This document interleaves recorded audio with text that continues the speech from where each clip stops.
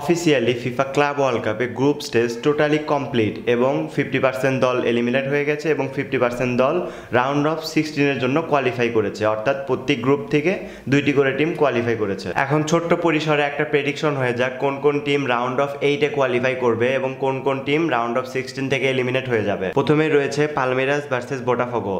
এখানে দুইটা টিমই কোয়ালিটি সম্পূর্ণ টিম, তো আমার এখানে প্রেডিকশন হলো পালমেরাস, ব্রাজিলের সবচেয়ে বড় ক্লাব পালমেরাস। তারপর রয়েছে বেনফিকা ভার্সেস চেলসি, এখানে চেলসিকে আগে রাখলাম আমি। তারপরে রয়েছে ইন্টার মায়ামি ভার্সেস পিএসজি, এটা তো কোনো কথা ছাড়াই পিএসজি। তারপরে Bayern Munich versus Flamengo last ম্যাচে চেলসির বিপক্ষে অনেক ভালো খেলেছে, কিন্তু আমি এখানে বায়ার্ন মিউনিককে এগিয়ে রাখছি।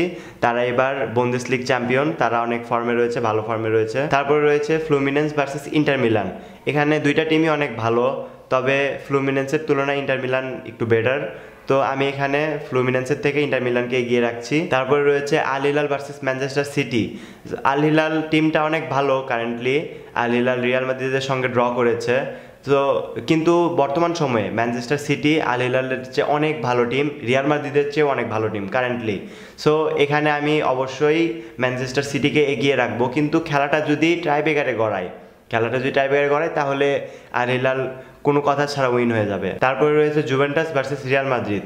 সো এখানে আমি রিয়াল মাদ্রিদকে এগিয়ে রাখছি, কারণ লাস্ট নাইট জুভেন্টাস ম্যানচেস্টার সিটির কাছে 5-2 গোলে হেরেছে এবং একটি অন গোল করেছে জুভেন্টাস। আমি এখানে এগিয়ে রাখছি জুভেন্টাসকে। হচ্ছে বরুসিয়া ডর্টমুন্ড ভার্সেস মন্টারেস একদম খারাপ টিম নয়, সার্জিও রামোস রয়েছে সেই দলের ক্যাপ্টেন কারেন্টলি, মেক্সিকোর ক্লাব।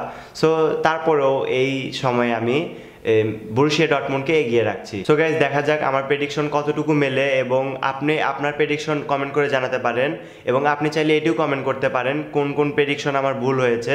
সো আশা করি ভালো থাকবেন, সুস্থ থাকবেন, আল্লাহ হাফেজ।